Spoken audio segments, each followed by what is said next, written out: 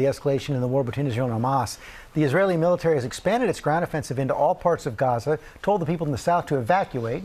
Foreign correspondent Tom Sufi-Burge is on the scene in Israel. Good morning, Tom.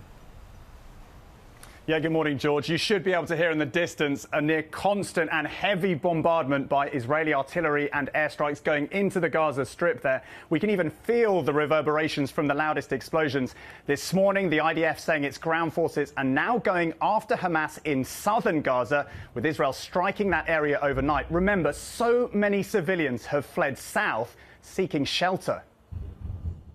This morning, battles raging, with Israeli troops now operating in southern Gaza. The IDF releasing new video and confirming its forces are on the ground in every area of the Strip. And from the sky, relentless bombing. The IDF saying they've carried out around 10,000 airstrikes since the start of the war. Israeli missiles striking a residential building in the south this weekend, in video circulating online. And here you get a sense of the carnage and horror after a missile strikes. These boys crying for their father. Hundreds of thousands of Palestinians moving to the south, seeking safety there. Israeli officials promising maximum effort to safeguard the civilian population. This young man crying for his brother. So many desperate images emerging. UNICEF saying nowhere is safe in Gaza, and there are so many young victims. It is a war on children, and that is so clear in everything we see here. The Hamas-run Gaza Health Ministry reporting more than 700 killed since the ceasefire collapsed Friday. More than 15,000 dead since the start of the war.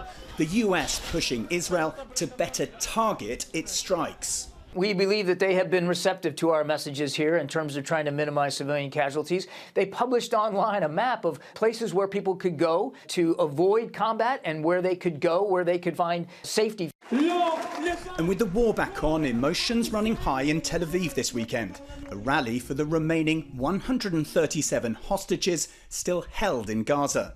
Well, there is still real energy, real determination from these people to get the remaining hostages home.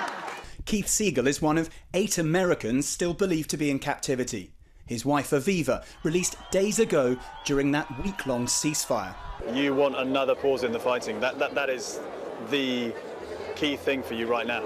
We want whatever needs to be done quickly, and in our opinion, that is a pause in fighting to allow Keith and all the hostages to be returned.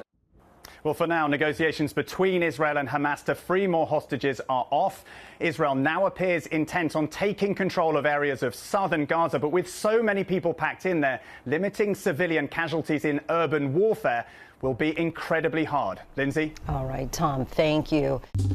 Well, hey there, GMA fans. Robin Roberts here. Thanks for checking out our YouTube channel. Lots of great stuff here. So go on, click the subscribe button right over here to get more of awesome videos and content from GMA every day, anytime.